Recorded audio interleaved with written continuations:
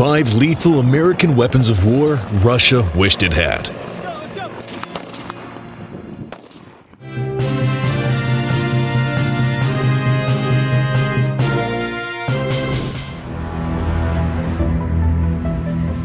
During the Cold War, the Soviet Union and the United States struggled to match each other's best weapons. The MiG-25 informed the F-15. The Tu-95 backfire resembled the B-52. Submarines and tanks were designed with their competitors firmly in mind. As the Cold War ticked to its end, the Union of Soviet Socialist Republic, USSR, lost the ability to compete with the United States in many key areas. The collapse of the Soviet military-industrial complex after the fall of the Soviet Union only exacerbated this problem. Today, even though the Russian military remains formidable, it continues to have key deficiencies relative to the United States.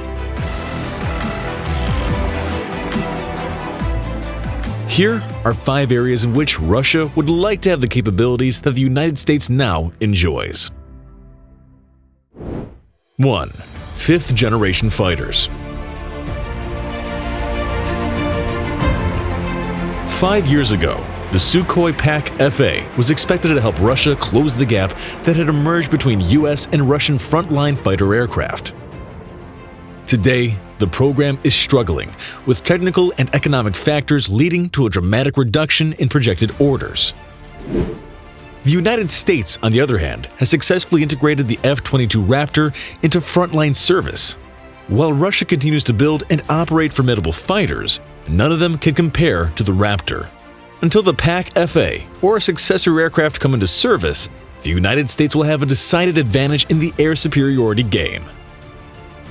The Lockheed Martin F-22 Raptor is a 5th-generation, single-seat, twin-engine, all-weather stealth tactical fighter aircraft developed for the United States Air Force. The result of the USAF's Advanced Tactical Fighter program, the aircraft was designed primarily as an air superiority fighter, but also has ground attack, electronic warfare, and signal intelligence capabilities. The prime contractor, Lockheed Martin, built most of the F-22's airframe and weapon systems and conducted final assembly, while Boeing provided the wings, aft fuselage, avionics integration, and training systems.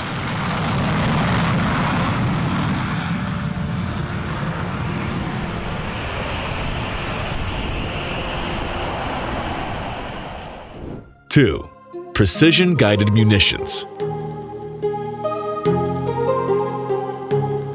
Although Russia has begun to use precision-guided munitions more extensively in Syria than it did in either Georgia or Ukraine, it still lags behind the United States in deployment of these kinds of weapons. Part of the reason is doctrinal.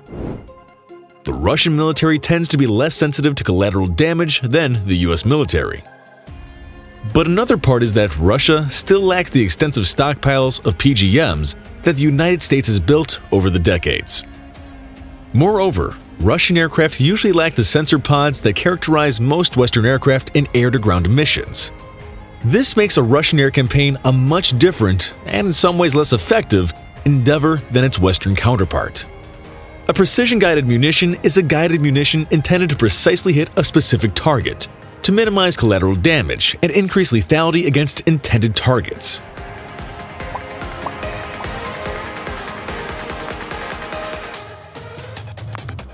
Because the damage effects of explosive weapons decrease with distance due to an inverse cube law, even modest improvements in accuracy, hence reduction in missed distance, enable a target to be attacked with fewer or smaller bombs. Thus, even if some guided bombs miss, fewer aircrews are put at risk and the harm to civilians and the amount of collateral damage may be reduced.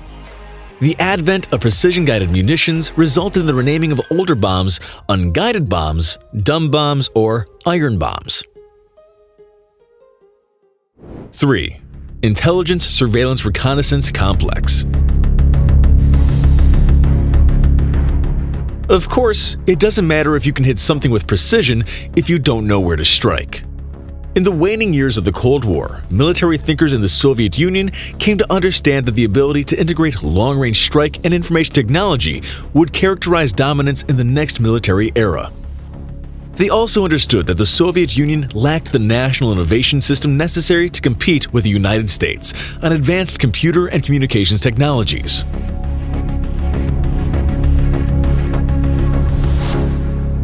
Some of those factors have changed, and some have not.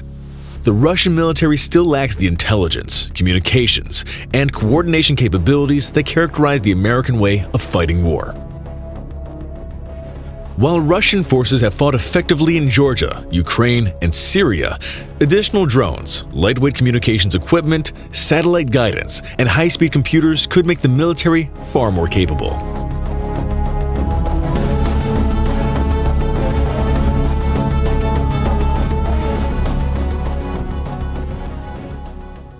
Four, amphibious warfare.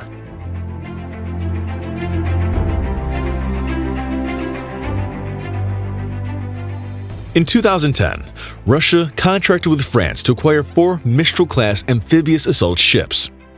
France would build the first 2 and assist Russia with the construction of the second pair. The ships would fill a glaring hole in Russian amphibious warfare capabilities, which had lain fallow since the end of the Cold War. But it was not to be. The Russian seizure of Crimea and the invasion of Ukraine led France to cancel the transfer, leaving Russia without any modern amphibious warships. Had the Russian Navy acquired the Mistrals, they might be off the Syrian coast right now. Instead, the Navy depends on older vessels, while the shipbuilding industry struggles to assemble large, modern ships.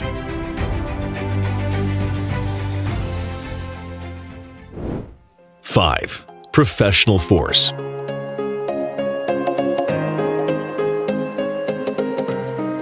Russia continues to struggle with its outmoded conscript system. This system enlists a remarkably low percentage of the eligible Russian population. Some estimates suggest as low as 11% of males aged 19 to 27, and military authorities generally consider the conscripts to be of particularly low quality. In essence, most young men with good health, education, and any prospects manage to avoid the draft. In effect, this renders a huge swath of the Russian army useless for any practical purpose. Russia has developed a series of plans to professionalize its army, but it continues to run up against cultural problems. A commitment to conscription runs deep within the army, and even the Eastern European states that have joined NATO have struggled to move forward, and financial constraints. An all-volunteer army with a professional corps of non-commissioned officers would do wonders for enhancing Russia's military effectiveness. The Russian military remains extraordinarily dangerous. However, it still struggles with the legacy of the Cold War. The contraction of the Russian economy and the crash in the price of oil haven't helped either. Nevertheless, there's every reason to believe that the Russians understand their military deficiencies and are working hard to remedy the problems.